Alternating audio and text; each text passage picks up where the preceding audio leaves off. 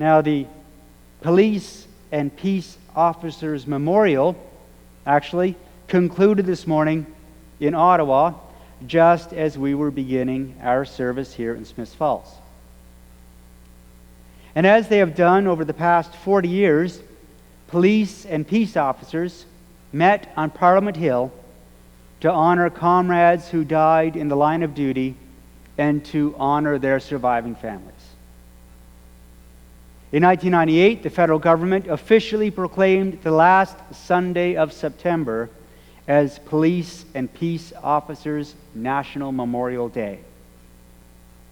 This is a sign of respect for those who sacrifice to keep our communities safe and our environment protected. In 1978, the first memorial honored 14 officers. In 2017, the names of over 870 members are engraved on the honor roll. This morning, we will remember our police and peace officers in prayer. We will also speak to the way that God's generous justice is consistent with initiatives in our own justice system, such as restorative justice. The people whom Jonah hated turned from their evil ways, and God spared them the calamity that was planned. In response, Jonah cries out, "O Lord, please take my life from me, for it is better for me to die than to live."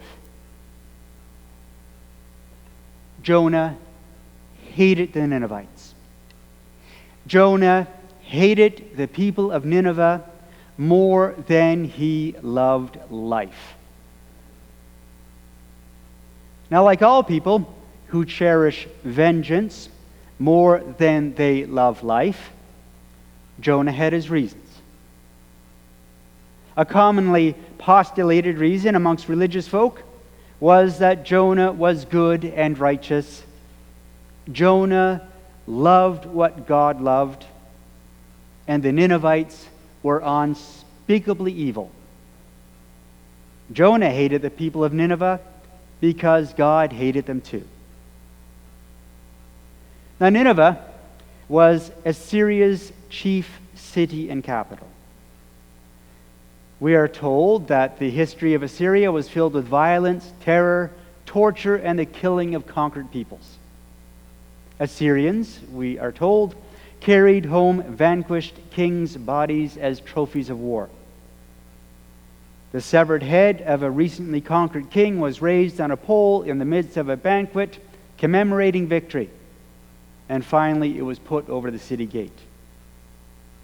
Opposing generals were flayed alive and their bodies divided into pieces, which were distributed over the country as a cautionary tale. These penalties were thought to discourage rebellion. Now, this kind of nastiness wasn't altogether alien or unique to Assyria. There are stories in our sacred texts in which it is difficult to judge between those who are declared righteous and those who are declared evil. The Assyrians, we are told, went a step farther and practiced human sacrifice, including that of children. Now, there was another, and perhaps more important reason to Jonah that caused him to particularly hate Assyria and its capital city, Nineveh. Assyria would be responsible for dividing the northern and southern kingdom of Israel, a division from which Israel would never recover. In effect, Assyria destroyed the kingdom of Israel.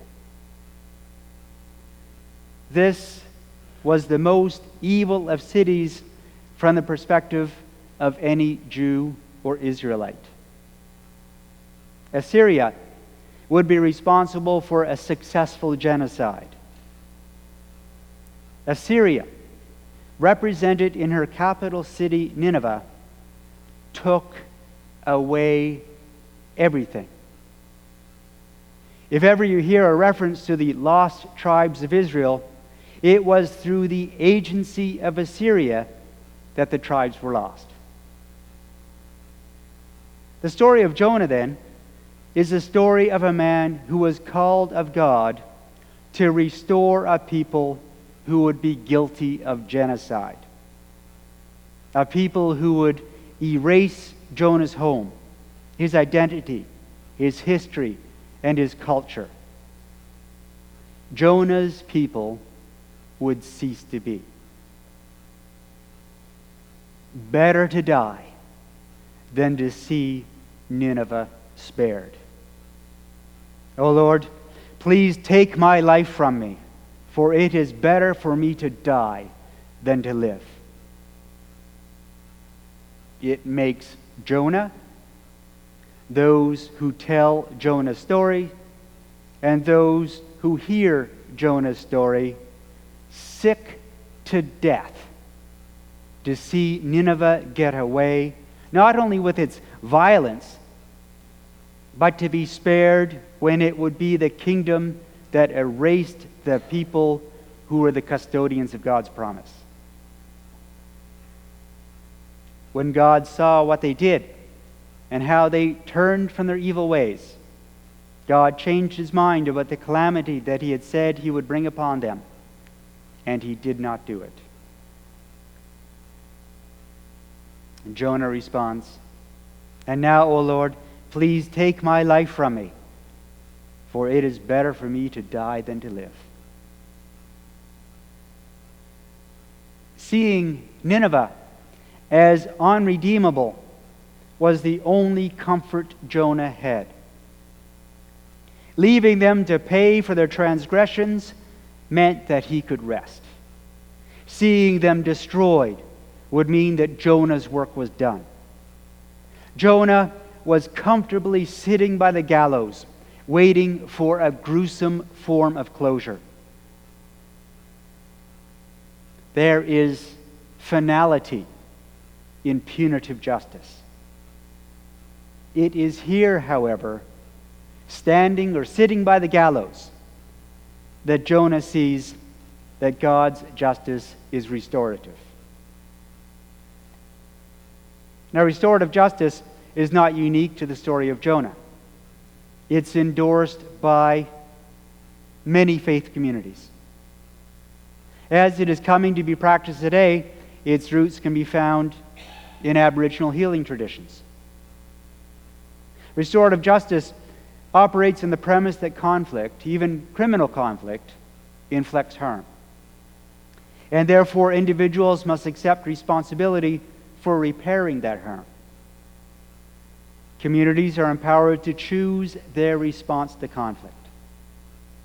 Victims, offenders, and communities actively participate in devising mutually beneficial solutions and implementing those solutions. Conflicts are resolved in a way that restores harmony in relationships and allows people to continue to live together in a safer, healthier community. The Aboriginal concept of circle remedies has become an integral part of progressive programming in the federal justice system.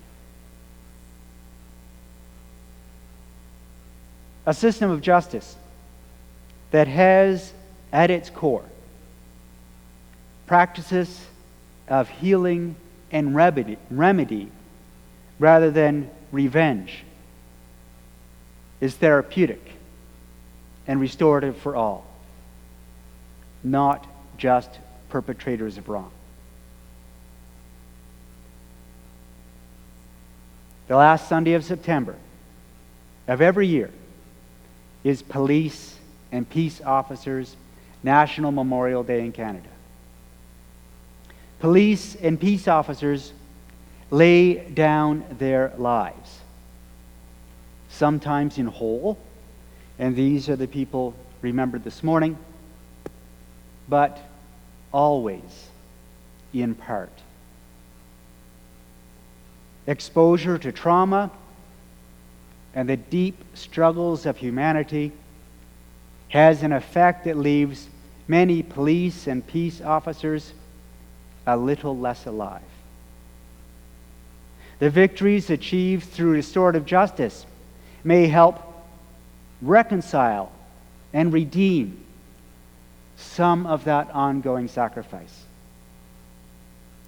This morning, Trinity United Church offers her support and prayers to those who have accepted the call to do the difficult work and sacrifice remembered at the Police and Peace Officers Memorial, and that sacrifice that is given every day.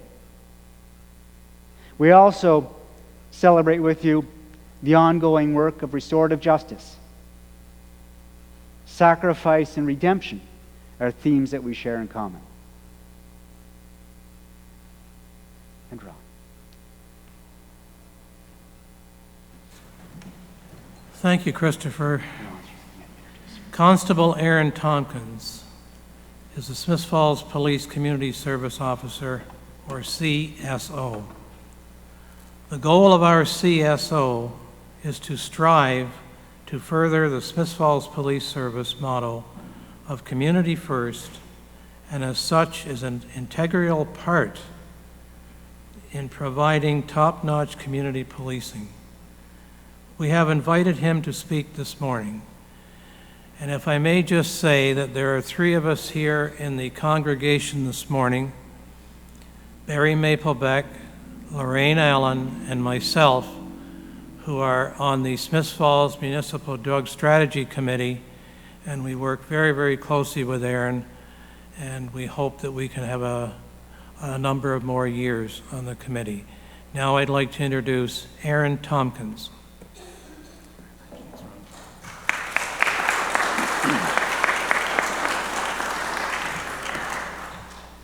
Can everybody hear me okay? Perfect. So when I came this morning, I wasn't too sure about how many people I would recognize, so I was glad to see I recognized about 3/4 of y'all in here, which is awesome. And truth behold, a neighbor of mine, Walter, and I were chatting last week about his new car. So if anybody hasn't had a chance to see it, it's a beautiful car for his wife. So he made a deal with me. You come and speak at my church, and he'll let me use his car for the day. So that was a pretty good deal. Thanks, Walter. Again, on behalf of Smiths Falls Police Service and myself, that's why I'm here today. We've come together for kind of two separate issues or purposes. So first being a lot of the nice words about the Police and Peace Officer Memorial. So that one's dear to our hearts, and we appreciate all the nice prayers, concerns that you guys have for us. Policing isn't an easy job by any means. Every day, just like any job, has its ups and downs. It's not everything you see on television. You don't get 5 minutes of excitement, or that's not the whole shift. There's maybe 2 or 3 minutes of exciting things, and then the rest of it you're either helping someone or you're doing paperwork and all that stuff.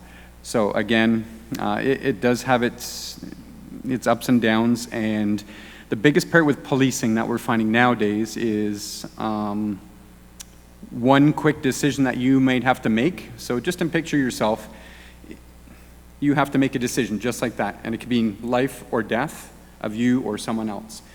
So in that moment, you just have that 1 second, but afterwards, you have hundreds, thousands of people, now with social media, millions of people judging your actions. So that's what we're dealing with every day. So it does have its challenges, or has its challenges. And like Christopher said, there's since it started in 1978, I've been to a few of the memorials, and they're done in Ottawa.